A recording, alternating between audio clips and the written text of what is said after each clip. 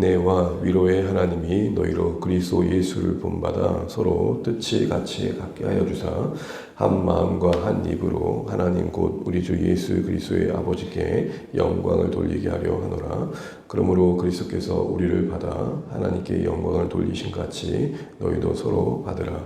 내가 말하노니 그리스도께서 하나님의 진실하심을 위하여 할례의 주동자가 되셨으니 이는 조상들에게 주신 약속들을 견고하게 하시고 이방인들도 그 긍휼하심으로 말미암아 하나님께 영광을 돌리게 하려 하심이라.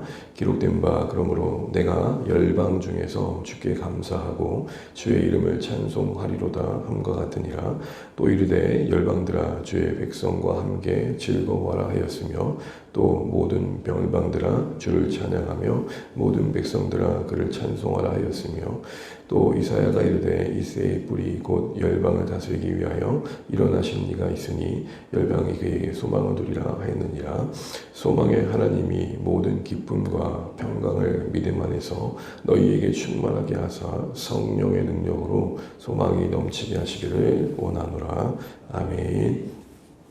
네, 오늘 로마서 말씀 우리 15장 5절부터 읽었습니다. 15장 이 내용은 앞에 14장에서의 그 로마 교회 안에 그 갈등의 내용을 다룬 그 부분들의 결론을 맺고 있는데요. 어제 봤던 것처럼 먼저 믿음이 강한 자들에게 또 마땅히 해야 될 바가 있음을 말합니다. 특별히 여기서 마땅히 해야 될 게 있다. 이 말은 빚진 자라는 것입니다. 우리가 먼저 부름받았다는 것, 특별히 우리가 아직 믿지 않은 가족들 가운데 먼저 예수 믿게 되었다는 것, 또 내가 무엇보다도 신앙을 먼저 갖게 되었다는 것, 또 내게 그 외에 주어진 그 무엇들은 다 하나님께서 뜻하신 섭리 안에 섬김의 내용으로서 이해되어야 된다는 거죠.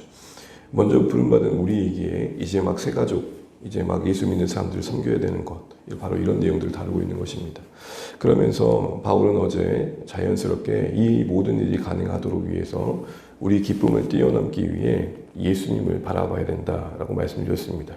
왜냐하면 예수님께서 바로 자신을 기쁘게 하지 않는 방식으로 고난을 택하시는 방식으로 우리를 구원하셨고 또 그 삶의 방식으로 우리를 부르시고 계시기 때문이죠. 이걸 계속해서 우리가 바라봐야 되고 이 예수님의 모습을 묵상하는 것이 위로가 된다 말씀드렸고 그 위로가 결국 신자의 삶이 인내케 하는 것입니다. 그래서 어제 말씀 4절에 인내로 또는 성경 위로로 소망을 갖게 된다라고 말씀을 하셨던 거죠. 그 성경의 위로 안에서 예수님을 묵상하는 것이 신자들을 인내케 하는 힘이 되어진다는 것입니다. 그러면서 오늘 자연스럽게 오전의 말씀은 이렇게 이어지고 있습니다. 이제 이런 인내와 위로의 하나님, 우리에게 인내케 하시기 위해 위로를 주시는 그 하나님이 너희로 예수님을 더 본받아 서로 뜻이 같게 하여 주사라고 말하고 있습니다. 여기서 참 중요한 사실 하나 알게 됩니다. 우리 각자가 예수님을 바라보게 되고 앞서 말씀드린 것처럼 성경의 위로 안에서 예수님을 가까이 하게 되면 결국 우리 모두가 거기서 다시 만난다는 겁니다. 교회가 어떤 그림을 그려가야 할 때 분명 우리는 한 방향, 한 뜻을 가지고 나아가야 됩니다. 근데 그것이 어떤 신념이 주장하는 하나됨이라든지 어떤 목적이 주장하는 하나됨이라고 했을 때는 분명 그 안에 우리의 어떤 인간적인 생각이라든지 또 우리의 연약함이 또 문제를 일으킬 수 있는 여지가 참 많습니다. 그러나 오늘 바울은 어떻게 보면 당시나 지금이나 있을 수 있었던 인간의 갈등, 특별히 유대인과 이방이라는 각자의 실력으로 도저히 뛰어넘을 수 없었던 그런 어떤 인종의 벽을 그리스도 안에서 극복해 가는 그 과정들을 보게 되면 예수님 안에 있는 것이 참 놀라운 은혜의 능력임을 보게 됩니다. 결국 우리 각자가 예수님을 바라보는 가운데 받는 위로 안에서 예수님 안에서 자연스럽게 뜻이 같아져야 된다는 거죠. 그럼 여러분, 우리가 주 안에서 이렇게 부름받아서 각자 가까워지고 또 친밀해지는 것도 참 중요하지만 결국 우리 각자가 하나님과도 가까워지는 게 중요하다는 것입니다. 예를 들어서 여러분 삼각형 모양이 있을 때 내가 여기 있고 또 상대방이 여기 있을 때 너가 가까워지는 노력도 필요하지만 내가 자연스럽게 하나님께로 가고 상대방이 자연스럽게 하나님께로 가면 그 결과로 점점 좁혀지는 그 길이처럼 가까워져 나가는 것이죠. 바로 그런 그림이 우리 주 안의 공동체의 한 방향으로 가는 모습이 되어야 될 것 같습니다. 그런데 여러분, 오늘 본문의 바울이 그렇게 뜻이 같아진다는 게 뭘 의미하는지를 어떻게 이야기하는지 좀 볼 필요가 있는데요. 두 가지로 얘기합니다. 먼저 6절입니다. 6절 한 가지 읽겠습니다. 시작. 한 마음과 한 입으로 하나님 곧 우리 주 예수 그리스도의 아버지께 영광을 돌리게 하려 하노라. 아멘. 너무 당연한 거겠지만 예수님 안에서 우리의 뜻이 모아진 그 하나님의 열매는 뭘까요? 바로 하나님 중심입니다. 어느 특정인을 중심으로 뭐 똘똘 뭉친 그런 모습이 아니고, 우리가 예수님 안에서 각자 정말 위로를 경험하고 그래서 자연스럽게 모여진 그 자리, 뜻이 같아진 그 자리의 내용은 하나님 중심입니다. 결국 그곳에 하나님을 높임이 있고 한 마음과 한 입으로 그 하나님의 영광 돌림이 있는 것이죠. 우리를 구원하시기 위해 그 아들 예수 그리스도를 보내시사 그 안에서 우리를 하나님의 자녀 삼으시사 하나님을 아버지라 부를 수 있는 은혜를 베푸신 그 하나님을 함께 바라보며 예배하는 겁니다. 모일 때마다 우리 각자 잃은 인생의 여러 사연들을 나누고 있겠지만 결국은 우리를 묶어주는 것은 너나 나나 예수 없으면 우회할 뻔했노. 우리가 그리스도 예수의 구원하심이 없었다면 어떻게 하나님을 아버지라 부를 수 있겠노. 바로 여기서 우리가 거꾸러지는 것이죠. 거기서 그 어떤 인간적인 갈등도 부딪힘도 무너질 수 없는 그 하나님이 만들어지는 것이죠. 이 하나님 중심의 하나님과 더불어 바울은 길게 7절부터 13절까지 해서 또 하나의 중요한 중심을 이야기하는데, 서로 뜻이 같아진다는 것은 두 번째 바로 복음 중심, 다시 다른 말로 말하자면 하나님의 구원의 경륜을 이뤄가는 중심으로 하나 되어진답니다. 조금 더 의역을 해보자면 그 공동체가 정말 하나 되어졌다는 것은 하나님의 소원을 풀어드리는 데 있어서 같은 마음을 품는다는 것입니다. 오늘 7절을 말씀해 보시게 되면은 이렇게 말하고 있습니다. 그러므로 그리스도께서 우리를 받아 하나님께 영광을 돌리신 같이 너희도 서로 받으라. 이것은 뜻이 같아진 가정 속의 권면하고 내용이죠. 그 내용이 뭐냐는 겁니다. 왜 그렇게 해야 된다는 것이죠. 왜 일이 필요하다는 것입니까? 다시 예수님께로 시선을 돌리면서 이렇게 말합니다. 우리는 지금 우리 각자가 예수님께로 나아갈 때 이루어진 하나님을 말하고 있습니다. 그 내용이 뭡니까? 우리 8절 한번 읽어보겠습니다. 8절입니다. 내가 말하노니 그리스도께서 하나님의 진실하심을 위하여 할례의 추종자가 되셨으니 이런 조상들에게 주신 약속들을 견고하게 하시고. 8절 말씀을 쭉 보시면 하나님의 진실하심을 위하여 그리스도께서 예수님께서 할례의 추종자가 되셨음을 말씀합니다. 여기서 진실함은 약속의 성취를 통한 하나님의 신실하심을 드러낸다라는 것입니다. 하나님은 말씀하신 바의 그 계획과 약속을 반드시 이루신 분이다라는 의미에서의 진실입니다. 그런데 그 내용이 뭡니까? 예수님이 할례의 추종자가 된 겁니다. 할례 받은 자들을 섬기는 자로 오셨다는 겁니다. 다시 말하면 이스라엘 가운데 오셔서 이스라엘을 먼저 섬기셨다는 것입니다. 이는 아브라함 때도 주어졌던 메시아의 보내심의 그 약속을 이루신 거라는 거죠. 근데 그것이 이스라엘에게만 맺히지 않고 결국 이스라엘을 통해 이방인들을 구원하신 계획으로 이루어지는 것이죠. 그래서 9절에 이렇게 말합니다. 우리가 9절 한번 읽어보겠습니다. 이방인도 그 긍휼하심으로 말미암아 하나님께 영광을 돌리게 하려 하십니다. 기록된 바 그러므로 내가 열방 중에서 주께 감사하고 주의 이름을 찬송하리다 함과 같으니라. 우리 모두가 아는 것처럼 예수님이 이스라엘 가운데 먼저 오신 것은 그들만 구원하시겠다는 게 아니었습니다. 예수님은 이스라엘 가운데 먼저 오셨던 그 이유가 그들을 섬겨 그들을 하나님의 사람으로 세우심으로 열방 가운데 부르실 하나님의 백성들을 바라보셨던 거죠. 바로 우리는 이 구원의 경륜을 잘 알고 있습니다. 이것은 신약에서만 등장하는 게 아니라 구약 내내 하나님께서 말씀하셨던 겁니다. 여기서 이방인들로 간다면 바로 우리 모두를 포함하는 거겠죠.